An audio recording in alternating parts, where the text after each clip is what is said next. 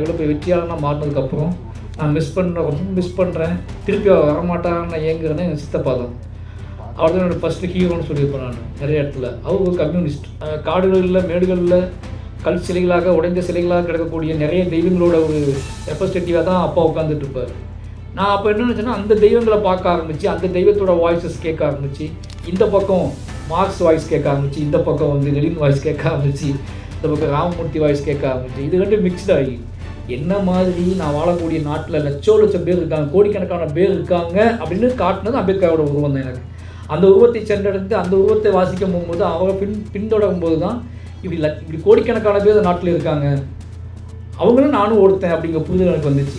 நான் நீ ஜெயிச்சிட்டேன் அப்படின்னா எல்லாரும் நான் நீ ஜெயிச்சிட்டேன், நான் சாதியை பற்றியான படங்கள் எடுக்கிறேன், சாதி எதிர்ப்பு படங்கள் எடுக்கிறேன், அப்போ என் மேலே கவனம் அதிகமாகுது. கவனம் அதிகமாக நான் எப்போ தப்பு செய்வேன், என்னால் இந்த சமூகத்துக்கு எப்போ தவறு நடக்கும் அப்படின்னு அவ்வளோ பேர் காத்துக்கிட்டு இருக்க ஆரம்பிச்சிருக்காங்க. படம் பார்த்தோம், நல்லா இருந்துச்சு. ஃபோன் பண்ணி பேசிட்டாரு சாமியல் தோழர், ஃபோன் பண்ணி பேசிட்டாரு, அவ்வளோதான் முடிஞ்சில்ல எல்லா படம். ஆனால் திருப்பி அந்த படைப்பாளியை கூப்பிட்டு உட்கார வச்சு தோழர்கள் எல்லா கூடயும் உட்கார வச்சு பேசி அவருக்கு ஒரு மரியாதை செய்யணும் தோன்றதுக்கு நான் மட்டும் காரணம் கிடையாது. அப்போ என் படைப்பு கொடுத்த தாக்கம் தான் ஒரு முக்கியமான காரணமாக இருக்கிறது. மால் செல்வாஜிலே நான் ஃபோனில் பேசியாச்சு. அப்போ என்கிட்ட பேசுகிறது வந்து ஈஸியாக நடந்துருச்சு. இருக்க எல்லாமே இந்த ஃபோனில் பேச முடியும். ஆனால் என்கிட்ட பேசுறதுக்கு அவங்க விரும்பலை. என்னோடய படைப்பை பற்றியான உரையாடலுக்கு அவங்க இந்த மேடை அமைக்கப்பட்டிருக்கு. பைசன் நிறைய பாராட்டுக்கள், நிறைய மாதிரியான என்ன சொல்கிறது, ஒரு படம் எடுக்கும்போது எனக்கெலாம் என்ன தோணும் அப்படின்னா, இந்த படம் எடுத்துகிட்டு இருக்கும்போதே, கதை எழுதும்போதே, இந்த கதை எழுதிட்டு இருக்கும்போதே எனக்கு தோணும், தியேட்டரில் விட்டு வெளியே வரக்கூடிய சவுண்ட்ஸ் வந்து கதை எழுதிட்டு இருக்கும்போதே தோணும். ஸ்கிரிப்ட் எழுதிட்டு இருக்கும்போதே தியேட்டரை விட்டு வெளியே வந்தோடனே, அல்லது தியேட்டருக்கு உள்ளே போகிறதுக்கு முன்னாடி சொல்லுவாங்கள்ல அது, அல்லது நிறைய குரல்கள் கேட்கும், மனித குரல்கள் கேட்கும். அது பாசிட்டிவாகவும் கேட்கும், நெகட்டிவாகவும் கேட்கும். தொடர்ந்து எழுதுன்னு சொல்லும். சில குரல்கள் வந்து அதை எழுதாத நீ மாட்டிக்குவேன்னு சொல்லும், அதை காட்டாதன்னு சொல்லும். இப்படி ஏகப்பட்ட வாய்ஸஸ் வந்து கேட்டுக்கிட்டே இருக்கும்.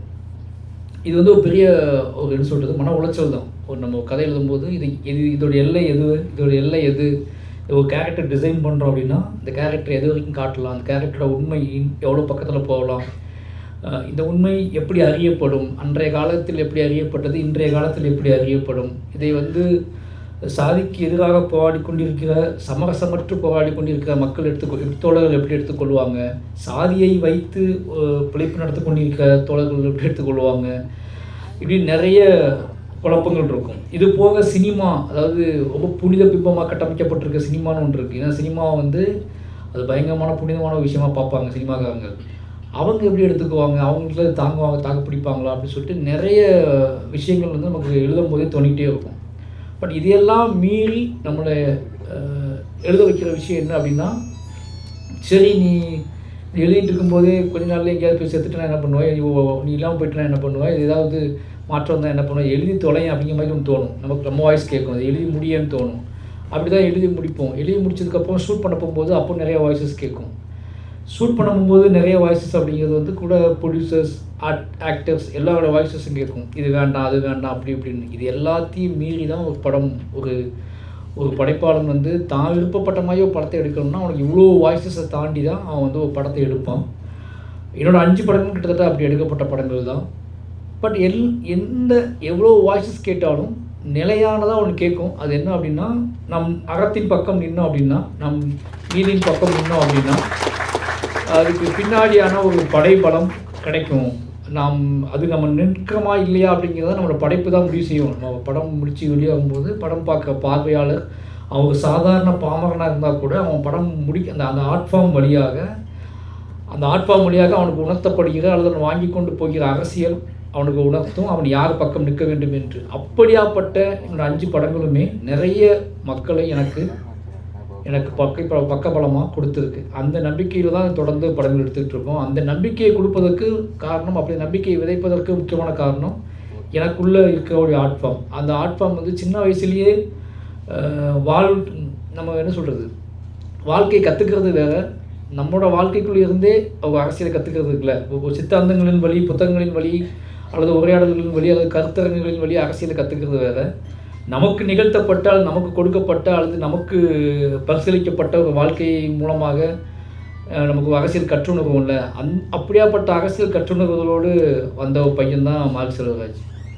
எனக்கு வந்து சின்ன வயசில் இப்போது கம்யூனிச மேடை அப்படிங்கிறது வந்து எனக்கு வந்து எப்படின்னா ஒரு சின்ன ஒரு நாஸ்டாலஜியில் தான் எப்போவுமே. ஏன்னா நான் மிஸ் பண்ணுற ஒருத்தர் ரொம்ப ரொம்ப வாழ்க்கையில் நான் எவ்வளோ போய் வெற்றியாளனாக மாறினதுக்கப்புறம் நான் ரொம்ப மிஸ் பண்ணுறேன், திருப்பி வரமாட்டான்னு ஏங்குறேன்னு எங்கள் சித்தப்பா தான். அவர் தான் என்னோடய ஃபஸ்ட்டு ஹீரோன்னு சொல்லியிருப்பேன் நான் நிறைய இடத்துல. அவர் ஒரு கம்யூனிஸ்ட். அவர் வந்து அப்பாவோட தம்பி, தோழர் வேல்சாமின்னு சொல்லுவாங்க. அப்பாவோட கூட பிறந்த தம்பி. ஒரே வீட்டில் தான் எல்லோரும் இருந்தோம். அவரோட ஆக்ரோஷம் தான் எனக்கு சின்ன வயசுலேயே வந்து அவர் விதமாக இருப்பார், அப்பா ஒரு விதமாக இருப்பார். அப்பா கிட்ட பெயின், வலி, துயரம், வறுமை, அதுக்கு எல்லாத்துக்கும் தீர்வு கடவுள்னு அப்படின்னு அப்பா நம்பிக்கிட்டு இருக்கும்போது பக்கத்துலேயே ஒருத்தர் சோப்பு துண்டு போட்டுக்கிட்டு அவர் ஒரு பக்கம் இருப்பார். இல்லை தோழர் அவனை அடித்து பிடிங்க வேண்டியது, அவங்க விடக்கூடாது அப்படின்னு சொல்லி வேற ஒன்று பேசிகிட்டு இருப்பார். எத்தனை நாள் தான் விட்டுக்கிட்டு இருக்குது அப்படின்னு ஒரு டீமை செட் பண்ணிகிட்டு இருப்பார். இந்த 2 காட்சி படிமங்களையும் பார்த்து வளர்ந்தவன் தான் மாரி செல்வராஜ். இந்த ரெண்டு கேரக்டர்ஸை என் லைஃப்பில் பார்த்துக்கிட்டே இருக்கேன். 2 பக்கமே அறம் இருக்குது, 2 பக்கமே நியாயம் இருக்குது, 2 பக்க கேள்விகளுமே உண்மையானதாக தான் இருக்குது. அப்போது கடவுள்கிட்ட பேசிகிட்டு இருக்க ஒருத்தரும் ரொம்ப நேர்மையாக உண்மையாக நம்பிக்கையோடு கேட்டுகிட்டே இருக்காரு. இன்னொரு பக்கம் என்ன சொல்கிறது, தனக்கான விஷயத்தை தானாக உருவாக்க முடியும், தனக்குன்னு யாரெல்லாம் வரமாட்டாங்க, தானே மக்களை திரட்டி நம்மளை மாதிரி எவனெலாம் இருக்கானோ அவனெல்லாம் திரட்டிட்டு போய் அதை அடையணும் அப்படின்னு பேசிகிட்டு இருக்க ஒருத்தர் நான் பார்க்குறேன். இந்த 2 பக்கம் இருக்கக்கூடிய விஷயங்கள் நான் கண்காணிச்சிக்கிட்டே தான் நான் வந்து என்னோடய வாழ்க்கை பயணப்பட்டுச்சு. அப்போது நான் வந்து சின்ன வயசில் வீட்டில் மாட்டியிருக்கோம் ஃபோட்டோஸு. இந்த பக்கம் முழுக்க முழுக்க உலகத்தில் கண்டுபிடிக்கப்பட்ட இந்து கடவுள்கள் அத்தனை புகைப்படங்களும் எங்கள் வீட்டில் மாட்டியிருக்கோம். அது பேரை கண்டுபிடிக்க முடியாது. நான் ரகசியமாக பேர் கட்டிகிட்டே இருப்போம் அப்பா கிட்ட. அப்போ ஒவ்வொரு நாளும் ஒவ்வொரு பேர் சொல்லுவார். அந்த பக்கம் உலகத்தில் உள்ள எல்லா முக்கியமான கம்யூனிஸ்ட் சித்தாந்தவாதிகளோட படங்களும் மாட்டியிருக்கும். ஒரே இடையில ஒரு செவரு மட்டும் தான் இருக்கும், இடையில ஒரு சுவர் தான் இருக்கும். இந்த பக்கம் லெனின், ஸ்டாலின், ஏங்கல்ஸ், ராமமூர்த்தி எல்லா படங்களுமே மாட்டியிருக்கும். இந்த பக்கம் சுடலை மாடலிருந்து திருப்பதி வெங்கடாச்சலபதி வரைக்கும், அதாவது என்ன ஒரு காட்டு பேச்சிலேருந்து, அதாவது ஃபோக்லோர் தெய்வத்திலேருந்து உச்சபட்சமாக இன்றைக்கி செல்வம் குளிக்கிற தெய்வங்கள் வரைக்கும் இந்த பக்கம் வீட்டில் மாட்டியிருக்கும்.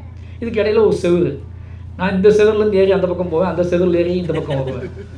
இந்த பக்கம் பூஜை, சரஸ்வதி பூஜை, ஆயுத பூஜை, இந்த மாதிரி பூஜைகள் நடக்கும்போது, சுண்டல்கள் இருக்கும்போது இந்த பக்கம் ஏறி வருவேன். இங்கே சாப்பிட்டுட்டு அந்த பக்கம் சித்தப்பா பாட்டு புத்தகத்தை எடுத்து பாடுவார். எனக்கு இன்னும் ஞாபகம் அவரோட குரலில் சினிமா பாடல்களை வந்து கம்யூனிஸ்ட பாடல்களாக மாற்றி பாடிட்டு இருப்பார். அதில் ஒரு முக்கியமான பாட்டு இதோ எங்கள் தெய்வம் ராமமூர்த்தி அப்புறம் பாட்டு பாடிட்டே இருப்பார் மல்லாக்கு படுத்துக்கிட்டு. அந்த பாட்டு கேட்கும் போதெல்லாம் வந்து அந்த பாட்டு பாடிட்டு இருப்பார். இது என்ன படம்னு தெரியல, ரொம்ப படத்தை கண்டுபிடிக்க ட்ரை பண்ணிகிட்டே இருப்பேன். அவர் அந்த பாட்டை பாடிட்டே இருப்பார், மல்லாக்கு படுத்துக்கிட்டு இருப்பார். அப்போ எங்கள் அப்பா வந்து திட்டிட்டு போவார், எவ்வளோ வேலை கிடக்குது அவன் மல்லாக்க படுத்து கிடந்துக்கிட்டு அவன் பாடுறத அப்படின்னு சொல்லி. ஆனால் ஒரு கம்பீரம் இருக்கும். அதாவது சுற்றி இருக்க எல்லாருமே உங்கள் சித்தப்பா வேலைக்கே போக மாட்டான்ல அப்படிங்கிற மாதிரியான ஒரு பார்வை இருக்கும்.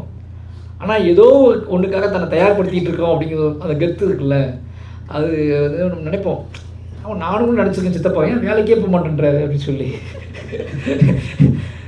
வேலைக்கு எங்கேயாவது போனார்னா வெளி கிராமங்களுக்கு போவார், வெளியூருக்குலாம் போவார். இப்போ நெய்வேலிலாம் போயிருக்காரு, பெரிய பெரிய ஃபேக்ட்ரிஸ்க்குலாம் போய் வேலை பார்ப்பார். கொஞ்ச நாள் திரும்பி வந்துடுவார், அங்கே ஏதாவது சண்டையை போட்டு திரும்பி வந்துடுவார். ஆனால் ஒரு நீட்டான ஒரு ஃபேன் ஷர்ட்டு, ஒரு சிகப்பு துண்டு, வேட்டி கொடுத்தா நல்லா சிகப்பு துண்டு, அவரோட அடையாளமாகவே சிகப்பு துண்டு எப்போவுமே வந்துகிட்டே இருக்கும். ஏதோ வகையில் அவர்கிட்ட பேசி அவரை பார்த்து ரசித்து என்னோடய வாழ்க்கைக்குள்ளே இருக்கக்கூடிய ஒரு நியாயமான ஒரு படிமத்தை, ஒரு எதிர்ப்பு படிமத்தை நான் கண்டுபிடிச்சது அவர்கிட்ட தான் கண்டுபிடிச்சேன். ஏன்னா துயரம், அது வந்து துயரமும் வலியும் வேதனையும் வந்து எல்லாத்துக்குள்ளேயுமே இருக்குது. ஆனால் அதோட எதிர்ப்பு வடிவமாக நம்ம செலக்ட் பண்ணுறோம்ல, யார்கிட்ட இருந்து எடுத்துக்கணும், யாரை பின்தொடரணும் அப்படின்னு சொல்லி. அப்போ வந்து நான் வந்து சித்தப்பாவை தான் நான் சூஸ் பண்ணிக்கிட்டேன். ஆனால் அதோட எவிடென்ஸாக அந்த விஷயங்களுக்கு வந்து ஒரு விக்டிமாக எவிடென்ஸாக எங்கள் அப்பா கிட்ட அந்த தெய்வங்களையும் நான் எடுத்துக்கிட்டேன். அதோட ஃபோக்லோர் தெய்வங்கள், அப்பா ஹோட்டலில் வீட்டில் மாட்டி வச்சுருக்க தெய்வங்கள் எல்லாமே பெரிய பெரிய ஃபோட்டோவாக வந்து பெரிய தெய்வங்கள் இருக்கும், சின்ன சின்ன ஃபோட்டோக்களாக ஃபோக்லோர் தெய்வங்கள் இருக்கும். ஆனால் அப்பா குறி சொல்லும்போது, பேய் ஓட்டும் போது, இல்லை திருநீர் படும் போதெல்லாம் ஃபோக்லோர் தெய்வம் நாட்டுப்புற தெய்வங்களோட உருவமாக மாறி தான் அவர் டான்ஸ் ஆடுவார், அதை வச்சு தான் பேசுவார். திருப்பதி வெங்கடாச்சல போய் பேசுகிறேன்னு பேச மாட்டார், பெருமாள் பேசுகிறேன்னு பேச மாட்டார். நான் காட்டு பேச்சு பேசுகிறேன், நான் இது பேசுகிறேன்னா அந்த அந்த நோய்வாய்ப்பட்ட ஒருத்தருக்கு திருநீர் போடுவார். நான் அப்பவும் அதை உள்வாங்கிக்கிட்டேன். ஏன்னா அப்பாவால் ஒரு காலமும் வந்து ஒரு பெரிய தெய்வத்தின் குரலில் பேச முடியல அப்பாவுக்கு. இந்த பெரிய தெய்வத்தின் குரலில் சரணடை எப்படி எப்படி சொல்கிறதுனா, பெரிய தெய்வத்தோட புகைப்படம் இருக்கும். ஏன்னா அங்கே இந்த பெரிய தெய்வத்தோட புகைப்படத்தில் வந்து நிறைய ஆபரணங்கள் இருக்கும், நிறைய செல்வங்கள் இருக்கும். ஆனால் நம்ம ஃபோக்லோர் தெய்வத்தோட இதில் வந்து அப்படி ஒன்றுமே இருக்காது. அதில் அது இவங்களாக இருப்பாங்க. ஆனால் அந்த செல்வத்தின் மீது அந்த அந்த பிரம்மாண்டத்தின் மீது, அந்த பண செழிப்பின் மீது இதெல்லாம் தனக்கும் இந்த தெய்வத்தின் வழியாக நமக்கு நிகழ்ந்துராதா அப்படிங்கிற இயக்கத்தில் அந்த புகைப்படங்கள் மாட்டப்பட்டிருக்கும். ஆனால் யாரோட ரெப்ரஸன்டேட்டிவாக இருப்பார் அப்படின்னா, அங்கு ஏற்கனவே காடுகளில் மேடுகளில் கல் சிலைகளாக உடைந்த சிலைகளாக கிடக்கக்கூடிய நிறைய தெய்வங்களோட ஒரு ரெப்ரஸன்டேட்டிவாக தான் அப்பா உட்காந்துட்டு இருப்பார். நான் அப்போ என்ன நினச்சேன்னா, அந்த தெய்வங்களை பார்க்க ஆரம்பித்து அந்த தெய்வத்தோட வாய்ஸஸ் கேட்க ஆரம்பித்து, இந்த பக்கம் மார்க்ஸ் வாய்ஸ் கேட்க ஆரம்பித்து, இந்த பக்கம் வந்து லெனின் வாய்ஸ் கேட்க ஆரம்பித்து, இந்த பக்கம் ராமமூர்த்தி வாய்ஸ் கேட்க ஆரம்பிச்சு, இது ரெண்டும் மிக்ஸ்டாகி இதை ரெண்டையும் எடுத்துக்கிட்டு தெருவுக்கு போனால் அங்கே அம்பேத்கர் இருக்கார். நான் அப்படி தான் அம்பேத்கர் சென்றடைஞ்சேன். என்ன அப்படின்னா, இதையெல்லாம் இது ரெண்டையும் புரிந்து கொள்ள எனக்கு முடிஞ்சது எனக்கு. ஆனால் அம்பேத்கரை பார்க்கும்போது எனக்கு அது என்ன சொல்கிறதுனா, வீடுகளுக்குள்ள நான் என் வீட்டில் எப்படி வாழ்கிறேன், என் வீட்டுக்குள்ளே என்ன மாதிரி கற்பனைகள் எனக்கு தோணுது, என்ன மாதிரி கனவுகள் தோணுது, என்ன மாதிரி இயக்கங்கள் தோணுது, இப்படி தோன்ற ஆட்கள் எவ்வளோ பேர் இருக்காங்க, நான் மட்டும்தான் அப்படி இருக்கேனா, எனக்கு எங்கள் வீடு மட்டும்தான் அப்படி இருக்கா அப்படின்னு அப்படி யோசித்து தயங்கிக்கிட்டு இருந்த காலகட்டத்தில், என்ன மாதிரி நான் வாழக்கூடிய நாட்டில் லட்சம் பேர் இருக்காங்க, கோடிக்கணக்கான பேர் இருக்காங்க அப்படின்னு காட்டினது அம்பேத்கரோட உருவம் தான். எனக்கு அந்த உருவத்தை சென்றடைந்து அந்த உருவத்தை வாசிக்க போகும்போது அவரை பின்தொடரும் போது தான் இப்படி கோடிக்கணக்கான பேர் நாட்டில் இருக்காங்க, அவங்களும் நானும் ஒருத்தன் அப்படிங்கிற புரிதல் எனக்கு வந்துச்சு. அப்போ அவர் என்னோட ஒரு மானசீகமான ஒரு அடையாளமாக மாறுறார். இப்படி சின்ன வயசுலேயே தன்னோட வாழ்வை அடிப்படையாக வைத்து தன் வாழ்வுக்குள்ளக்கூடிய விஷயங்களை அடிப்படையாக வச்சு அரசியல் புரிந்துணர்வு கொஞ்சம் கொஞ்சமாக வந்து அது அப்போ நான் சொல்லப்போனால் உக்கிரமான சில விஷயங்கள் பண்ணியிருக்கேன். இன்றைக்கி பேசக்கூடிய மால் செல்வராஜெலாம் கிடையாது. என்னுடைய இளமை காலம் வந்து இன்றைக்கி இருக்கக்கூடிய இவ்வளோ ஆர்ட் ஃபார்மை சூஸ் பண்ணதுனால எனக்குள்ளே ஒரு மெச்சூர்னஸ் வந்துச்சு. இந்த ஆர்ட் ஃபார்மை நான் சூஸ் பண்ணாமல் விட்டுருந்தேன் அப்படின்னா நான் என்னவா இருந்துப்பேன்னு எனக்கே தெரியாது. ஏன்னா அப்படியாப்பட்ட வாழ்வை கொடுக்கக்கூடிய ஒரு களமாகவும் நிலமாகவும் தான் தெற்க இருக்கும். நீங்கள் வந்து இன்னும் சொல்லப்போனால் எப்படி சொல்கிறதுனா, நிறைய முக்கியமான சில ஆணவ கொலைகள் சில விஷயங்கள் நடக்கும்போதெல்லாம் கேள்விப்படுவேன். அது அங்கே நான் இருப்பேன், அல்லது அங்கே ஒரு ஃபோன் ஆனில் இருக்கும், நான் இங்கே இருந்து கேட்டுக்கிட்டு இருப்பேன். அப்படியாப்பட்ட சூழல் தான் இருக்கும். அப்போ தோழர்கள்லாம் வந்து ரொம்ப உக்கிரமாக இதுக்கு எதிராக வேலை செய்யணும்னு நினச்சி தீண்டாமொழி முன்னாடி தோழர்களாக வரும்போது அங்கே வேற ஒருத்தங்க உக்கிரமாக வேலை செஞ்சிட்ருப்பாங்க. அப்போ வாழ்நாள் ஃபுல்லாகவே ஜாதியை எதிர்த்து, ஜாதி மனநிலையை எதிர்த்து, மனிதர்களுக்குள்ள பயங்கரமாக ஊடுருவி வேலை செய்யக்கூடிய இவர்கள் அங்கே சாதாரணமாக நின்றுட்டு இருப்பாங்க. அன்றைய நாளுக்காக காத்துக்கிட்டு இருந்து அன்றைய நிகழ்வுக்காக வந்தவர்கள் பயங்கர உக்கிரமாக வேலை செஞ்சு சத்தமாக அவங்க சவுண்டு அதிகமாக கேட்டுட்ருக்கோம். அப்போ இந்த வேரியேஷன் இருக்குல்ல, அப்போ வாழ்நாள் ஃபுல்லாக வேலை செஞ்சுட்டு இருக்கவங்க அங்கே ஒரு அமைதியான நிலையில் அப்படியே பார்த்துட்டே இருப்பாங்க. இவங்க இதை கொண்டு போய் எங்கே கொண்டு விட போகிறாங்கன்னு தெரியலையே, இது என்னவா ஆகப்போகுது தெரியலையேன்னு பார்த்துட்டு இருப்பாங்க. இவங்க எல்லா கண்ணிலையும் அந்த ஏக்கம் தெரியும். ஆனால் அங்கே அது ஒரு சினிமா மாதிரி, ஒரு நாள் நிகழ்வு மாதிரி, ஒரு கிளைமாக்ஸை நோக்கி நகட்டிக்கிட்டு இருப்பாங்கல்ல, அந்த அந்த எமோஷ்னலை, அந்த பெயினை, அந்த அவ்வளோ பெரிய கொடூரத்தை ஒரு பொலிட்டிக்கல் என்ன சொல்கிறது,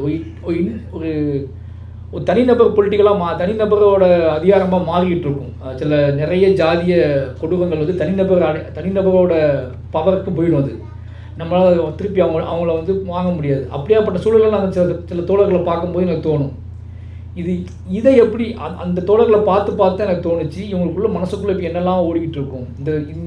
இந்த சம்பவத்துக்கு இவங்களோட வாய்ஸஸ் வெளியே கேட்கலைன்னா அந்த நிலம் வேறு ஒன்றா இருக்குது, இந்த நிலத்தை சுற்றி இருக்க மனிதர்கள் வேறு ஒன்றா இருக்காங்க. அப்போ இவங்க கொண்டு வந்திருக்கிற தத்துவார்த்தை, இவங்க கொண்டு வந்திருக்கிற சித்தாந்தம், இவங்க கொண்டு வந்திருக்கக்கூடிய உரையாடல்களை கேட்பதற்கு கூட இங்கே ஆள் இல்லை. ஏன்னா இவங்க ஒரு என்ன சொல்கிறது, ஒரு எவிடன்ஸாக பார்த்துக்கிட்டு நிற்கிறாங்க. பட் இந்த உணர்வுகளுக்கு நம்ம ஒரு கதை கொடுப்போம், இந்த உணர்வுகளுக்கு நாம் ஒரு திரைக்கதை கொடுப்போம்ல, இந்த உணர்வுகள் இப்படி பார்த்து இந்த மனிதர்கள்ட்ட எப்படியாவது உரையாடணும், சம்மந்தப்பட்டவங்கள்ட்டையும் உரையாடணும், பாதிக்கப்பட்டவங்களையும் உரையாடணும், இந்த பாதிப்பை நிகழ்த்தக்கூடிய ஒருத்தவங்களையும் நம்ம உரையாடணும்னு நினைப்பாங்கல்ல அவங்க கண்டிப்பாக. ஏன்னா அவங்க மட்டும் தான் நினைப்பாங்க. ஆனால் அந்த பக்கம் நிகழக்கூடிய யாருமே பாதிப்பை நிகழ்த்தின ஒருத்தர் உரையாடணும்னு யாரும் தோணாது அவங்களுக்கு. ஏன்னா அங்கே ஒரு வார் நடந்துகிட்டு இருக்கும். வார் நடக்கும்போது வாரை நிகழ்த்தி கொண்டு ஒருத்தர் போய் பேசிகிட்டு இருக்க முடியாது. ஆனால் இதுக்கு பொதுவாக போகக்கூடிய இந்த மாதிரி தீண்டாமை முன்னணி மாதிரியாக இடதுசாரிய தோழர்கள் போகும்போது அவங்க மனநிலையை நம்ம பார்த்துட்டே இருப்போம். நான் நிறைய நிகழ்வுகளில் இடதுசாரி தோழர்கள் வந்து பேச முடியாமல் அல்லது சில நேரத்தில் வந்து கையேறு நிலையில் இருக்கிறத நான் பார்த்துருக்கேன். அந்த நிலையில் இதுக்கு ஒரு திரைக்கதை வடி இப்போ இந்த இடத்துல வந்து இந்த திரைக்கதை இந்த விஷயத்தை மக்கள்கிட்ட எப்படி கொண்டு போய் சேர்க்குறது அப்படின்னு தான். அப்படி ஒரு நிகழ்வை நம்ம யோசிக்கும் போது நமக்கு வேற ஒரு பெர்ஸ்பெக்டிவ் கிடைக்கும்.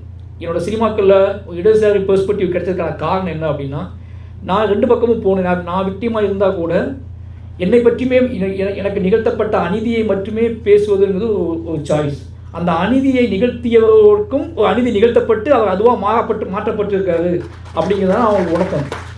எனக்கு அநீதி நிகழ்த்தக்கூடிய என்னோட சக தெருக்காரனோ இல்லை சக ஊருக்காரனோ இல்லை வந்து என்னோடய ரோட்டில் இருக்கிற மாணவனோ இல்லை என்னோடய ஊருக்காரனோ அவனுக்கு எனக்கு முன்னாடியே அவனுக்கு ஒரு அநீதி நிகழ்த்தப்பட்டு அவன் அப்படி ஒரு மிருகமாக மாற்றப்பட்டு நான் மிருகமாக மாறியிருக்கோம்னு தெரியாமல் அவன் திருப்பி அந்த எனக்கு அநீதியை நிகழ்த்துறான் அப்படிங்கிறத நான் அவனுக்கு எப்படி கற்பிக்கிறது, அவனுக்கு எப்படி சொல்கிறது அப்படிங்கிறதுக்கு அதுக்கு வந்து நீங்கள் ஒரு ஆர்ட் ஃபார்ம் ரொம்ப பெரிய ஸ்ட்ராங்கான ஒரு டூலாக இருக்குது. திருநெல்வேலி மாதிரியான இவ்வளோ கான்டெம்பரரியாக இன்னும் வந்து உக்கிரமாக இன்னும் நிலம் சார்ந்து வயல் சார்ந்து எல்லா வாழ்வு இருந்துமே இன்னும் சாதிய ஒரு பாறை வந்து அங்கே வந்து உடைபடாமல் இருக்கும்போது அதுக்குள்ளேருந்து வரக்கூடிய இளைஞர்கள் தங்களை வந்து சாதியத்தை பற்றியான சரியான புரிதலையும் வளர்த்துக்கிட்டு இப்போ தன்னை மாதிரி பாதிக்க ஒருத்தர் படக்கூடாது, தனக்கு நடந்தது இன்னொருத்தர் நடக்கக்கூடாது அப்படின்னு யாருக்கெல்லாம் தோன்றோ அவனுக்கு தான் அதிகமான பக்குவம் தேவைப்படுது. நீ ஜெயிச்சிட்டேன் அப்படின்னா எல்லாரும் நீ ஜெயிச்சிட்டேன், நான் சாதியை பற்றியான படங்கள் எடுக்கிறேன், சாதி எதிர்ப்பு படங்கள் எடுக்கிறேன், அப்போ என் மேலே கவனம் அதிகமாகுது. நான் எப்போ தப்பு செய்வேன், என்னால் இந்த சமூகத்துக்கு எப்போ தவறு நடக்கும் அப்படின்னு அவ்வளோ பேர் காத்துக்கிட்டு இருக்க ஆரம்பிச்சிருக்காங்க. நான் ஒரு தவறு செய்வேன், அந்த தவறின் வழியாக அங்கே ஒரு அநீதி நடக்கும், அந்த அநீதி சாதிக்கு ஆதரவாக மாறும், சாதியை திருப்பி நிலைநிறுத்துவதற்காக சாதியை பற்றியான எதிர்ப்பு குரல்கள் வலுவடையாமல் இருப்பதற்காக ஒன்றுக்காக காத்துக்கிட்டு இருக்காங்க. அப்போ நீங்கள் சும்மா ஏனோ தானோன்னு ஒரு சினிமாவை ஹேண்டில் பண்ணிட முடியாது. சினிமாவை வந்து என்னென்னா இந்த மாதிரியான ஒரு ரொம்ப மனித வாழ்வோடு ரத்தமும் சதையுமாக கலந்துட்ட சாதி மாதிரியான ஒரு கான்ஃப்ளிக்டை வந்து நீங்கள் வந்து எடுக்கும்போது இவ்வளோ பொறுப்புணர்ச்சியோடு எடுக்க வேண்டியது. இதுக்குள்ளே தான் உங்களோட ரசிப்புத்தன்மையும் நாங்கள் கெட்டு போகாமல் பார்க்க வேண்டியது. இல்லைன்னா சாதாரணமாக அது ஒரு ட்ராமாப்பா அது பார்க்கலாம்ப்பா அப்படின்னு ஒரு சின்ன 10 பேர் மட்டும் படம் பார்த்துட்டு போகாமல் போயிடுவாங்க. அப்போ பெரும்பான்மை மக்களுக்கு சினிமாவை கொண்டு போவதுக்கும் நம்ம படப்பட வேண்டியது. அதுக்குள்ளே பொலிட்டிக்கல் கரெக்ட்னஸையும் கிரியேட் பண்ண வேண்டியது. பிற்போக்குத்தனமான எந்த கருத்துருவாக்கத்தையும் சினிமாக்குள்ளே கொண்டு வந்துடக்கூடாது. அப்போ உலகத்தின் அதிக சுவாரஸ்யமே பிற்போக்குத்தனம் தான். அப்போது சுவாரஸ்யத்தை நீங்கள் நிகழ்த்தணும் அப்படின்னா நீங்கள் ஈஸியாக பிற்போக்குத்தனமாக 4 சீன் பண்ணால் போதும் உங்களோட சினிமா வந்து இந்த 2 ஹவர்ஸை வந்து நல்ல என்டர்டெயின்மெண்ட்டாக வச்சுக்கும். ஒரு 15 நிமிஷம் நீங்கள் சமூக கருத்துக்களை சொல்லலாம். அந்த 2 ஹவர்ஸும் நீங்கள் பிற்போக்குத்தனமான காட்சிகளை பயன்படுத்தாமல் நீங்கள் ஒரு பொலிட்டிக்கல் கரெக்ட்னஸோட சினிமாவை மூவ் பண்ணோம்னா உங்கள்கிட்ட தேர்ந்த ஒரு குறைந்தபட்சம் உங்களுக்கு தேர்ந்த ஒரு வாசிப்பு தேவைப்படுது, தேர்ந்த மொழி தேவைப்படுது, இவ்வளோ மெனக்கிட்ட இதெல்லாம் செய்யணுமா சினிமா அப்படின்னு கேட்டால் கண்டிப்பாக இந்த மாதிரி படங்களை எடுப்பதற்கு ஆசைப்படக்கூடிய தோழர்கள் செய்யக்கூடிய விஷயங்கள் நீங்கள் எவ்வளோ ப்ரொடியூசரை கண்டுபிடிக்கிறதுக்கு ஒரு ஹீரோவை கண்டுபிடிக்கிறதுக்கு எவ்வளோ மெனக்கிடுறோமோ அதே மாதிரி தான் எடுக்கிற படம் தன்னால் இது பின்னாடி இப்போ நாம் கரெக்டாக செய்யாமல் போகலாம், எனக்கு அது வலு இல்லாமல் போகலாம், ஆனால் எனக்கு பின்னாடி இன்னும் பெட்டராக வரலாம், ஏன்னா இன்னும் டெக்னாலஜி நல்லா ஃபார்முக்காகவும் வரும், அறிவியல் இன்னும் மேம்படும். சினிமாவை பற்றியான இன்றைக்கி நம்ம வந்து ஓடிடி வழியாக வந்து நிறைய படங்களை பார்க்குறோம். இன்றைக்கி கொஞ்சம் சினிமா பார்வை மாறி இருக்குது. இன்னும் 10 வருஷம் கழிச்சு பார்த்தா சினிமா வேற ஒரு தளத்துக்கு போயிருக்கும். அப்போ என்னையை விட பெட்டராக ஒருத்தர் எடுக்க வரலாம், இன்னும் சிறப்பான ஒரு குவாலிட்டியோட, இன்னும் சிறப்பான ஒரு ஸ்ட்ராங்னஸோட, எனக்கிட்ட இருக்க குட்டி குட்டி அச்சங்களை கூட இல்லாமல் ஒருத்தர் வந்து டேரெக்டாக சாதியை கிழித்து தொங்க விடுற மாதிரியான படங்கள் எடுக்க வரலாம். ஓகேங்களா, வருவார்கள், நிறைய தோழர்கள் வருவார்கள். அவங்கள வந்து நம்ம வந்து குழப்பத்துக்கு உண்டாக்கக்கூடிய படங்கள் எடுத்துக்கக்கூடாது. அப்போ நம்ம அதுக்கும் நம்ம வந்து ஒரு பெரிய பாலமாக இருக்க வேண்டியிருக்கு.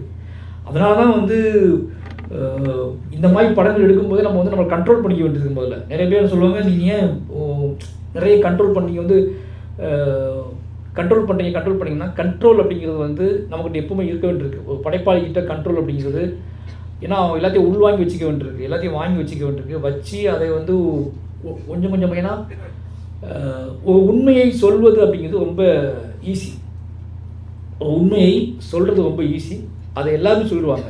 ஆனால் ஒரு உண்மையை நிலைநிறுத்துவது அப்படிங்கிறதுல காலம் கடந்தும் ஒரு உண்மையை நிலைநிறுத்தி அந்த உண்மையின் வழி நின்று இன்னொரு முறை அப்படி ஒன்று நிகழாமல் இருப்பதற்கோ இன்னொரு விஷயம் நடக்காமல் இருக்கிறதுக்கோ அந்த உண்மையை மட்டுமே வச்சுக்கோ. நம்ம வந்து சினிமாவை ஏன் இவ்வளோ என்ஜாய் பண்ணுறாங்கன்னா அதுக்குள்ளே கூடிய புனைவு. ஏன்னா அந்த புனைவு வந்து பயங்கரமாக உங்கள் லைஃப்போட ஊடுருவிடுது, உங்களோட இயக்கங்களோட கனவுகளோட. ஏன்னா எல்லாத்துக்கும் இங்கே இயக்கங்கள் இருக்குது, கனவுகள் இருக்குது. நாம் செய்ய முடியாத அல்லது நம்ம செய்ய அனுமதிக்காத அல்லது நம்ம வாழ முடியாத வாழ்வின் மீது பெரிய இயக்கம் இருக்குது. நாமளும் நம்ம கிடைச்ச வாழ்க்கையை வச்சு நம்ம வாழ்ந்துக்கிட்டு இருக்கோம், அப்படி சீட்டில் உட்காந்து படம் பார்க்குறோம். ஆனால் படம் பார்க்க நமக்கு அது ஒரு பெரிய விஷயமாக மாறுது. அதுக்காக தான் கிளாப் பண்ணுறோம், கை தட்டுறோம், செம்பு உடைக்கிறோம். இன்னும் இப்போ தேட்டரை உடைக்க ஆரம்பிச்சிக்கும், கொஞ்ச நாள் கழிச்சு தேட்டரை உடைக்க ஆரம்பிச்சிக்கும். நம்ம படம் பார்க்க தேட்டரை திறக்கல அப்படின்னா உடைக்க ஆரம்பிச்சோம். அந்த மனநிலைக்கு நம்ம கொண்டு போகிறதுக்கான காரணம் என்னென்னா அதுக்குள்ளே கூடிய அவ்வளோ பெரிய பவர் இருக்குது. அப்போ சினிமாவை கையாளுறது ரொம்ப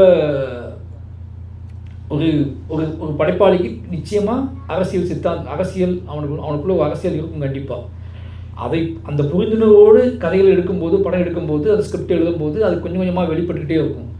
அப்படி இருக்கக்கூடிய நிறைய இடதுசாரி தத்துவங்களும் சரி, திராவிட தத்துவங்களும் சரி, ஏதோ வகையில் எங்களுக்குள்ள ஆழமாக ஊடுருவி இருந்ததுனால தான் என்னையால் அந்த பேலன்ஸ் பண்ணி அதை உள்ளுக்கு வச்சுக்கிட்டு நான் திராவிடத்தை பற்றி கேள்வி கேட்டாலும் சரி, கம்யூனிஸ்ட்டை பற்றி நான் கேள்வி கேட்டாலும் சரி, ஆனால் அந்த சித்தாந்தம் எனக்கு கொடுத்த விஷயங்களை மறக்காமல் வச்சுக்கிட்டு நான் கேள்வி கேட்கறது இருக்குல்ல, எங்கே இது பிரச்சனையாக மாறுது, எங்கே இது விஷயமாக மாறுது, எங்கே இது இன்னும் பெருசாகாமல் போகுது, ஏன் இது நிகழ மாட்டேங்குது, ஏன் இது வந்து திருப்பி ஒரே மாதிரி நிகழுது, இதை இன்னொரு மாற்றமாக இது வேற ஒரு தளத்துக்கு எப்படி போகும், இப்படி நிறைய விஷயங்களை யோசித்து தான் அதை பண்ண முடியும்.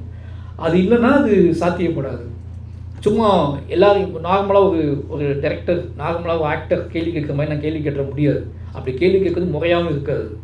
ஏன்னா இங்கே நிறைய என்ன சொல்கிறது, நிறைய லேயர்ஸ் இருக்குது. அந்த லேயர்ஸ்லாம் புரிஞ்சுக்கிட்டு பொலிட்டிக்கல் லேயர்ஸை புரிஞ்சிக்காமல் அது எந்த தத்துவமாக இருந்தாலும் சரி, அது எந்த மாதிரியான இயக்கங்களாக இருந்தாலும் சரி, அந்த இயக்கங்களோட பொலிட்டிக்கல் எல்லா லேயர்ஸையும் புரிஞ்சுக்கிட்டு ஒரு படைப்பாளி அதை ஹேண்டில் பண்ணான்னா அவன் எல்லா டக்குன்னு ஒரு தத்துவத்தை நிராகரிச்சிட மாட்டான். ஆனால் நிறைய படைப்பாளிகள் டக்குன்னு தத்துவங்களை நிராகரிக்கிற இடத்துக்கு போயிடுவாங்க, வசதியில் போயிடுவாங்க. அதுக்கு காரணமே அதுதான். என்ன அப்படின்னா அவங்க எல்லா லேயர்ஸையும் அவங்க யோசிக்க மாட்டாங்க. வெளிப்படையாக கண்ணுக்கு தெரியக்கூடிய சில சாதாரண விஷயங்களை பார்த்துட்டு அவங்க இப்படி பண்ணிட்டாங்க, இதை வந்து அவங்க அப்படி பேசலை, அதை அவங்க பேசலை அப்படின்னு சொல்லிட்டு ஜம்ப் பண்ணி போக ஆரம்பிச்சிட்டே இருப்பாங்க. நான் என்ன நினைக்கிறேன்னா, சின்ன வயசுலேருந்து என் வாழ்வின் அடிப்படையில், நான் வாழ்ந்த மனிதர்களின் அடிப்படையில், எல்லாத்துக்குள்ளே இருக்கக்கூடிய இயக்கங்கள் அடிப்படையில் பார்த்து பழகிறதுனால எனக்குள்ளே அவரோட அடிமட்ட லேயர்ஸ் வரைக்கும் புரிஞ்சுக்கிட்டு, அப்போ அவங்களையும் வென்றெடுக்க வேண்டிய தேவை இருக்குது நமக்கு அப்படிங்கிற புரிஞ்சுக்கிட்டு என்னோடய படைப்புகளை உருவாக்க முயற்சி பண்ணுறேன். அதனால தான் இந்த 5 படங்களும் தொடர்ந்து மக்கள் ஏற்றுக்கொண்டதுக்கான காரணம் அப்படின்னு எங்கள் அப்பா என்கிட்ட கேட்டாங்க ஒரு நாள். என்னப்பா 5 படமும் ஓடிடுச்சாமே, அவருக்கு வந்து அது கரெக்டாக சொல்ல தெரில, அது மீனிங் 5 படமும் நல்லா எடுத்தான்னு சொல்கிறாங்க அப்படின்னு. ஏன்னா அந்த வார்த்தை இப்போ போய் சேர்றதில்ல. 5 படமும் ஹிட் அப்படின்னா அந்த 5 படம் இவ்வளோ மக்கள் ஏற்றுக்கிட்டதுக்கான காரணம் வந்து ஏதோ வகையில் அதுக்குள்ளே தென்பட்ட அவங்க நிராகரிக்க முடியாமல் என்ன சொல்கிறது, அந்த படத்துக்குள்ளே கரெக்டாக சொல்லணும்னா ஒரு சாதாரண பாமகனும் அந்த படத்தை ஏற்றிருக்கான், படித்தவர்களும் அந்த படத்தை ஏற்றிருக்காங்க, குழந்தைங்களும் ஏற்றிருக்காங்க, பெண்களும் ஏற்றிருக்காங்க, பட்டியல் சமூகமும் இந்த படத்தை ஏற்றிருக்கு, பட்டியல் அல்லாத சமூகமும் இந்த படத்தை ஏற்றிருக்கு, இன்டலெக்சுவலும் ஏற்றிருக்காங்க. அப்படிங்கும்போது ஏதோ என் கதைக்குள்ளே, என் திரைக்கதைக்குள்ளே ஒரு குழந்தைத்தனம், ஒரு குழந்தையோட ஒரு பியூர்னஸ், அந்த குழந்தையோட பார்வை, அந்த குழந்தைய பார்த்து எல்லாம் தூக்குவாங்கல்ல, அது மாதிரி அதுக்குள்ளே ஒன்று இருந்திருக்கு அப்படிங்கிறத எனக்கு இப்போ உணர முடியுது. நான் அந்த பாயிண்ட் ஆஃப் வியூவில் அவ்வளோ இன்னசென்ட்டாக சில விஷயங்களை ஹேண்டில் பண்ணியிருக்கேன். ஏன் என்னை நிராகரிக்காமல் என்னை திருப்பி என்னை தூக்கி கொஞ்சுறாங்க அப்படின்னா, ஏன்னா எனக்கு தெரிஞ்சு தமிழ் சினிமாவில் மேடை போட்டு அதிகமாக பாராட்டப்பட்ட இயக்குனர் நானாக தான் இருப்பான்னு நினைக்கிறேன். அதே மாதிரி சமூக வலைதளங்களில் அதிகமாக திட்டப்பட்ட இயக்குனர் நான் தான் நினைக்கிறேன். ஏன்னா நான் பரியன்மாலேருந்து பார்க்குறேன், இது பொறுப்புணர்ச்சி அதிகமாகிட்டே போகுது. பரியன்மாலேருந்து நான் நிறைய மேடைகள் ஒரு டைரக்டரை வந்து கூப்பிட்டு பாராட்டுறது இருக்குல்ல, அது வந்து நீங்கள் அது உங்களுக்கு பெரிய கஷ்டம். நீங்கள் பாராட்டும் போது கேட்டுகிட்டே இருக்கிறதுக்குல்ல, அது ரொம்ப கஷ்டம். அது என்ன அப்படின்னா நாம் ஒரு திசையில் இருப்போம், அவங்க ஒரு திசையிலேருந்து பாராட்டிகிட்டு இருப்பாங்க. அந்த திசையை பார்க்கலாமா வேண்டாமா, திசைக்கு போகலாமான்னா, ஏன்னா ஏதோ ஒரு நிகழ்வு நடந்துச்சு பரியர் பெருமாளப்போ. நான் உட்காந்துக்கிட்டு இருந்தேன். பயங்கரமாக ஒருத்தர் எமோஷனலாக பேசிகிட்டு இருந்தார். பேசும்போது அவர் சொன்னார், மாரி செல்வராஜ் நிறைய படங்கள் எடுக்க வேண்டும், அவர் எல்லா படங்களும் ஹிட் ஆகணும், அதுக்கு நான் வாழ்த்துறேன். ஏன்னா பரியர் பெருமாள் படத்தில் அந்த பெண்ணும் அந்த பையனும் ஒரு முறை கூட தொட்டுக்கொள்ள மாட்டார்கள். இந்த மாதிரியான புனிதமான படத்தை அவங்க இந்த மாதிரியான காதலை கண்ணியத்தோடு அழகக்கூடிய நான் அப்படியே குனிஞ்சிட்டே இருந்தேன். என்ன என்ன ஒவ்வொருத்துக்கும் ஒவ்வொரு பெர்ஸ்பெக்டிவ் இருக்குது. இப்போ நம்ம படங்களுக்குள்ளே இருந்து அவங்கவுங்க நியாயத்தை அவங்கவுங்க எடுத்துக்கிறாங்க. அந்த நியாயம் தென்படலை, ஒரு துளி நியாயம் கூட அவங்களுக்கு தென்படலை அப்படின்னா நம்ம நிராகரிச்சுக்குவாங்க. அப்போ ஏதோ வகையில் இங்கே படைப்பாளி நம்ம பார்வையாளர்கள் வந்து துண்டு துண்டா சிங்கிளாக செதிலாக அவங்க வந்து நியாயங்களை தேடுறாங்க. ஏதாவது ஒரு துகள் நியாயம் தென்பட்டுறதா நம்ம வாழ்கிற வாழ்க்கை, நம்ம நம்பிக்கிட்டு இருக்க வாழ்க்கை, நம்ம பிள்ளைங்களை வளர்க்குற முறை, நம்ம நண்பர்கள்ட்ட நடந்துக்கிற முறை, நம்ம கட்சிக்காரங்கள்ட்ட நடந்துக்கிற முறை, இதெல்லாம் நியாயம், கொஞ்சம் நியாயம் இருக்குப்பா அப்படி காட்டுற மாதிரி ஒரு படம் ஏதாவது சீன் தெரிஞ்சால் போதும் அந்த படத்தை அவங்க பாராட்டிடுவாங்க. அப்படி தான் நிறைய பேர் இருக்காங்க. இதெல்லாம் நம்ம கேட்டு நம்ம வந்து இதான் அவங்க செய்வாங்க. அவங்க என்னையை பாராட்டலை, என்னை பற்றி அவங்களுக்கு எதுவுமே தெரியாது. இப்போ நான் என்ன நினச்சிட்டு கூட அவங்களுக்கு தெரியாது. அவங்களுக்கு காட்டப்பட்ட ஒரு படத்தை வச்சு, அந்த படத்துக்குள்ளே அவங்களுக்கு தென்பட்ட ஒரு துளி நியாயத்தை வச்சு, அந்த நியாயத்தின் வழி என்னையை வந்து அவர்கள் நினைத்த ஒரு படைப்பாளியாக மாற்ற அவங்க முயற்சி பண்ணிட்டே இருப்பாங்க. ஆனால் ஒரு நாளும் ஒரு படைப்பாளன் வந்து பார்வையாளர்கள் நினைத்த படைப்பாளியாக மாறவே கூடாது. அந்த படைப்பாளி எப்போவுமே அவன் எந்த அரசியலை நோக்குகிறானோ, அவன் எந்த அரசியலை வென்றெடுக்க ஆசைப்படுகிறானோ, அவன் எதை வந்து தன்னோட படைப்பின் வழியாக எதுக்காக போர் செய்ய ஆசைப்படுறானோ அதுலேருந்து அவன் விலகாமல் இருக்கிறது தான் ரொம்ப முக்கியம். அது படைப்பாளர் ஒரு நாள் இழக்கலாம், ஒரு நாள் அவன் வென்றெடுக்கலாம். இப்போ நாளைக்கு அடுத்த படத்தில் நான் உங்கள் எல்லாத்தையும் இங்கே இருக்கக்கூடிய இடதுசாரி தோழர்களை இழக்கிற மாதிரி படம்னு எடுக்கலாம். ஏன்னு கேட்டால் எனக்கு அந்த கதைக்கு அந்த நியாயத்துக்கு அது சரியானதாக எனக்கு தோணும். இப்படி ஒரு நிகழ்ந்திருக்கு. இந்த நிகழ்வின் அடிப்படையில் இந்த இடத்துல கைவிட்டுட்டு போன மனுஷங்க நிறைய பேர் இருந்தாங்க. அவர்கள் இந்த தத்துவங்களின் வழி நின்றால் கூட என்னை கைவிட்டார்கள் அப்படிங்கிற உண்மையை நான் சொல்லும் போது உங்களுக்கு கசக்க கூட செய்யலாம். அப்படி திராவிடன் கைவிடிச்சுட்டு நான் சொல்கிறேன் அப்படின்னா அதையும் பதிவு பண்ணக்கூடிய வேலை எனக்கு இருக்குது. அதே மாதிரி இடதுசாரி தோழர்கள் இந்த இடத்துல என்னை ஏன் கைவிட்டார்கள் அப்படின்னு நான் ஒரு கேள்வியை கேட்குறேன்னா, அம்பேத்கர்வாதிகள் இந்த இடத்துல ஏன் பேசாமல் இருக்காங்க அப்படின்னு ஒரு கேள்வி நான் வந்து கேட்குறேன் அப்படின்னா, அப்படி ஒரு சூழல் எனக்கு ஒரு கதைக்குள்ள நிகழுது, அப்படியாப்பட்ட ஒரு நிஜம் என்கிட்ட இருக்குது, அப்படியாப்பட்ட ஒரு உண்மையை நான் உருவாக்குறேன் அப்படின்னா அதுவும் நிகழலாம்.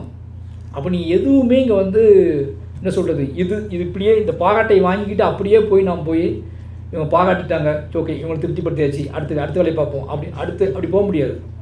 இது எல்லாத்தையும் உள்வாங்கிக்கிட்டு இவ்வளோ விஷயங்கள் கவனிக்கிறாங்க நம்மக்கிட்ட, இவ்வளோ விஷயங்கள் நம்மளை பற்றி நோட் பண்ணுறாங்க, நம்மளோட படைப்புகளை பார்க்குறாங்க. ஏதோ வகையில் யோசிச்சு படம் பார்த்தோம் நல்லா இருந்துச்சு, ஃபோன் பண்ணி பேசிட்டாரு சாமியல் தோழர், ஃபோன் பண்ணி பேசிட்டாரு, அவ்வளோதான் முடிஞ்சில்ல எல்லா ஆனால் திருப்பி அந்த படைப்பாளியை கூப்பிட்டு உட்கார வச்சு தோழர்கள் எல்லா கூடயும் உட்கார வச்சு பேசி அவருக்கு ஒரு மரியாதை செய்யணும் தோன்றதுக்கு நான் மட்டும் காரணம் கிடையாது. அப்போ என் படைப்பு கொடுத்த தாக்கம் தான் ஒரு முக்கியமான காரணமாக இருக்கிறது. மாரி செல்வராஜ் நான் ஃபோனில் பேசியாச்சு. அப்போ என்கிட்ட பேசுகிறது வந்து ஈஸியாக நடந்துருச்சு. இருக்க எல்லாமே இந்த ஃபோனில் பேச முடியும். ஆனால் என்கிட்ட பேசுறதுக்கு அவங்க விரும்பலை. என்னோடய படைப்பை பற்றியான உரையாடலுக்கு அவங்க இந்த மேடை அமைக்கப்பட்டிருக்கு. அப்போது படைப்பாளிக்கு தன் படைப்புக்கு ஒரு மேடை கிடைப்பது என்பது தன் படைப்பை பற்றியான தன் படைப்பின் நோக்கத்தை பற்றியான உரையாடலுக்கு அந்த மேடை நிகழ்கிறது அப்படிங்கிறது ஒரு பெரிய பெருமை தான். அவனோட உழைப்புக்கு, அவனோட நம்பிக்கைக்கு அது ஒரு மிகப்பெரிய திறவுகோல் தான். அப்படி ஒரு திறவுகோலாக அப்படி ஒரு கொண்டாட்டமாக இந்த மேடையை பார்க்குறேன். அப்புறம் இந்த பைசன் போட்டாங்க. பைசன் வெற்றிக்கு முக்கியமான காரணம் 2 பேர் இருக்காங்க. ஒன்று வெளிப்பாடு என்ன கூப்பிட்டு நடிக்க வச்சு அனுப்பிச்சி விட்டாச்சு. இப்போ சாமியல் தொடர், உங்களுக்கு சாமியல் தொடர் பற்றி உங்களுக்கு தெரியாது. அதாவது எந்த கேரக்டர் கொடுத்தாலும் நடிக்க ரெடியாக இருக்காது.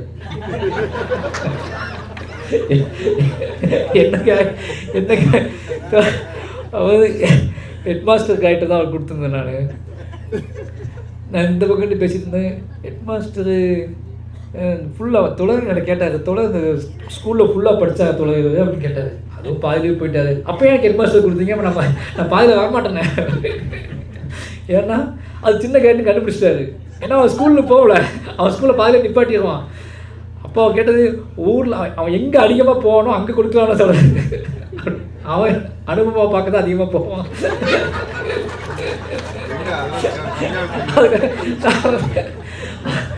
அவர் வந்து தோழர் வந்து ஏதோ வகையில். ஆனால் ரொம்ப ஆச்சரியமான விஷயம் என்னென்னா, நான் வந்து என்னோடய உழைப்பு, என்னோடய ஷூட்டிங் ஸ்பாட்டில் என்னோடய ஆட்டிடியூட்லாம் பார்த்துட்டு தோழர் கேமரா காண்டாயிடுவான்னு நினச்சிட்டு இருந்தேன். நான் ஏன்டா டேய் சினிமாங்கிற பேரில் ரவுடி சம்பளம் பண்ணிகிட்டு இருக்கீங்க அப்படின்னு சொல்லி ஷூட்டிங்ஸ் பண்ண ரவுடி மாதிரி நடந்துக்கிறீங்களா அப்படின்னு நினைப்பாருன்னு நினச்சிக்கிட்டு நான் நினச்சிட்டு இருந்தேன். ஆனால் சாமியத்தை அப்படி பார்த்துட்டே இருந்து இவ்வளோ கஷ்டப்படணும் என்னத்தோட அப்படிம்பாரு. என்னோடய கஷ்டங்களை ரொம்ப புரிஞ்சுக்கிட்டு பயங்கர சப்போர்ட்டிவாக. ஏன்னா கர்ணன்லேயே அவர் எவ்வளோ சப்போர்ட் பண்ணேன். ஏன்னா கர்ணனில் அவளை நான் சொல்கிறதுக்கு வாய்ப்பே கிடைக்கல. கர்ணனில் நிறைய கஷ்டப்பட்டார். ஏன்னா போலீஸ்ட்டு அடி வாங்க சீன் அப்புறம் தான் தெரிஞ்சு அவர் ஏகப்பட்ட அடி வாங்கியிருக்காரு. ஏகப்பட்ட அவரே நிறைய பேர்த்துக்கு வந்து என்ன சொல்கிறது அடி வாங்கின சீன்லாம் நிறைய பேர்த்துக்கு அவர் வந்து சப்போர்ட்டிவாக ஹெல்ப்லாம் பண்ணி கொடுப்பாரு. அந்த போராட்ட களம் எப்படி இருக்கும் அப்படிங்கிறத வந்து அந்த சீக்வன்ஸ் எடுக்கும்போது பயங்கரமாக சப்போர்ட் பண்ணி பண்ணார். இந்த மாதிரி நிறைய தோழர்கள் மக்களோட உரையாடுவதற்கு, மக்களோட சென்றடைவதற்கு, முகமாக மாறுவதற்கு தோழர்கள் வந்து நம்ம படங்கள் ஆர்ட் ஃபார்மை, சினிமாவை அதை மக்களுக்கு எவ்வளோ பிடிக்குது அப்படிங்கிறத மக்கள் நம்ம என்ன பேசுகிறோம், போராடுறோம், நம்ம வந்து அவங்க கூட தனியாக உட்காந்து திண்ணையில் உரையாடுறோம். ஆனாலும் அவங்களுக்குள்ள ஒரு சினிமாங்கிறது ஒரு பாதிப்பு பயங்கரமாக ஏற்படுத்திருக்கு. அப்போ அந்த சினிமாவை நல்லா மாதிரி அதுக்குள்ளே சென்றடையணும்னு ஆசைப்பட்றாங்கல்ல, அப்போது அந்த மாதிரி படங்களுக்குள்ளே அவங்க உள்ளே இந்த மாதிரி தோழர்கள் இருக்கும்போது இன்னும் அவங்களுக்கு பயங்கர சப்போர்ட்டிவாக இருக்கும் நினைக்கிறேன். அதனால் வந்து சாமியத்தில் முடிஞ்ச அளவுக்கு நான் எல்லா படத்துலையும் இருப்பாருன்னு நினைக்கிறேன். அது வந்து அவங்க அந்த வாக்குறுதி எப்போ கொடுப்பீங்க ஏதோ தகவல் பேசினா தொலை இல்லை பிரின்ஸ்பலை வச்சுக்கிட்டு ஏதாவது. ஆனால் உண்மையாக ஒரு நல்ல ஒரு நடிப்பு திறமை இருக்குது. அவங்க கேமரா முன்னாடி பயம் போயிடுச்சு. அதுதான் அவரோட பெரிய சாமியத்தில் வந்து கேமரா முன்னாடி பயம் போயிடுச்சு. பயப்படாமல் எல்லா லேயர்ஸும் கண்டுபிடிக்க ஆரம்பிச்சிட்டாரு. அடுத்தடுத்த படங்களில் மிக முக்கியமான ரோல் அவர் பண்ணுவார்னு நினைக்கிறேன். அது மாதிரி லலித் பாரதி அண்ணன் அவரும் வந்து இனிமேல் முழு நடிகர் ஆகிடுவார்னு நினைக்கிறேன். அண்ணா வந்து ஏன்னா எனக்கு ரொம்ப ஈஸியாக அந்த கேரக்டருக்கு யார் கூப்பிடுன்னு தெரில. சும்மா ஒரு நாள் பார்த்துக்கிட்டு இருந்தேன். டக்குன்னு பார்த்தா ஃபேஸ்புக் பார்த்துட்டு இருக்கேன். லலித் பாரதி ஃபோட்டோ வந்துச்சு. லலித் பாரதி கூப்பிட்டுக்கிறா தாடிக்கிட்டலாம் அப்படியே இருக்கிறா கூப்பிடுறேன்னு சொல்லி ஒன்றுமே சரி அப்படியே கூட்டிகிட்டு வந்து காலில் நடிக்க வச்சு ரெடி பண்ணால் ரொம்ப சப்போர்ட் பண்ணார். நிறைய மனிதர்கள் எனக்கு இந்த பாராட்டுகளாக சொல்லிக்கிறேன். நிறைய மனிதர்கள், நிறைய தோழர்கள், திராவிட தோழர்கள் சரி, பெரியாரிய தோழர்களும் சரி, அம்பேத்கரிய தோழர்களும் சரி, மார்க்சிய தோழர்களும் சரி, ஏதோ வகையில் என்னோட ஆர்ட் ஃபார்மை பயங்கரமாக எனக்கு சப்போர்ட் பண்ணியிருக்காங்க. இதில் வந்து அத்தனை தோழர்களுக்கும் நன்றி. ஏன்னா அந்த எனக்கு யோசித்து பார்க்கும்போது எனக்கு பெரிய பலமாக பார்க்குற இடத்துல, சந்திக்கிற இடத்துல என் கையிலே அவங்க பெற்றுக்கொள்ளும் போது நமக்கு ஒரு நம்பிக்கை வரும்ல. நிறைய தோழர்கள் அப்படி யாருன்னே தெரியாத தோழர்கள் வந்து கையை பற்றிக்கிட்டு ஒன்றுமே பேச மாட்டாங்க. கையை மட்டும் பிடிச்சிட்டு அப்படி போயிடுவாங்க. அப்படி கையை பார்த்தோம்னா நிறைய வேர்ட்ஸ் தெரியும் அவங்க பிடிச்சிட்டு போனதுக்கப்புறம். ஏன்னா நடந்து போயிட்டே இருப்பாங்க, நமக்கு ஒன்றுமே சொல்ல மாட்டாங்க, அப்படியே போயிடுவாங்க. ஒரு அம்மா வந்து கையை பிடிச்சிட்டு நிப்பாட்டிட்டு ஒரு கையில் போட்டு மோதத்தை கட்டி போட்டு போயிட்டாங்க. என் கையில் எதுவுமே பேசலை. தள்ளி அவங்க ஹஸ்பண்ட் வந்து வண்டி இறக்கி விட்டு அவங்க ஹஸ்பண்ட் வந்து சிரிச்சுட்டு அப்படி போவாங்க. அப்போ ஒரு படைப்பு, ஒரு ஆர்ட் ஃபார்ம் வந்து அவங்களுக்கு அவங்க வாழ்க்கையில் அவங்களுக்குள்ள எவ்வளோ நமக்கு இதை விட நீங்கள் என்ன பாராட்ட எதிர்பார்த்துருக்கீங்க, சினிமாக்குள்ள உங்களுக்கு என்ன அடைஞ்சிட முடியும்னு இருக்குல்ல. ஏன்னா இன்றைக்கி வரைக்கும் எனக்கு அதுக்கு விடையே தெரியல. அப்போது எவ்வளோ ஒரு சினிமா அப்படிங்கிற ஒரு மீடியம், எவ்வளோ சினிமா மட்டும் இல்லை, நம்மளோட கதையோ சிறுகதையோ இலக்கியமோ நாவல்களோ இதை மனிதர்கள் அதுக்குள்ளே ட்ராவல் பண்ணும்போது எவ்வளோ என்ன தனக்கு என்ன வேணும்னு நினச்சதுக்கு நுழையிறாங்கன்னு ஒன்று இருக்குல்ல. அது கிடைச்ச போது அவங்க அடையிற மகிழ்ச்சி இருக்குல்ல. ஒரு நாவலை நம்ம எடுக்கிறோம், நாவலை வாசிக்க ஆரம்பிக்கும் போது எல்லா நாவலையும் வாசிக்க ஆரம்பிக்கிறோம். நாம் நினச்சி நம்மளை இன்னும் நம்ம வாழ்வை அல்லது நம்ம கேள்வியை, நம்மளோட இயக்கங்களை அல்லது நம்மளோட கோபத்தை எதையாவது ஒன்றுக்கு ஒரு சரியான புரிதலை கொடுக்கக்கூடிய ஒரு விஷயத்தை கண்டுபிடிச்சிட்டாங்க அப்படின்னா அவங்க அடையிற சந்தோஷத்துக்கு அளவே இல்லை. அப்படி ஒரு புரிதலை கொடுக்க முயற்சி பண்ணிக்கிட்டே இருக்கக்கூடிய ஒரு படைப்பாளியாக மாரி செல்வராஜ் இருக்கணும் அப்படிங்கிறது தான் முழுக்க என்னோட ஆசை. அதுக்காக தொடர்ந்து வேலை செஞ்சுட்டே இருப்பேன். எல்லா தோழர்களுக்கும் நன்றி.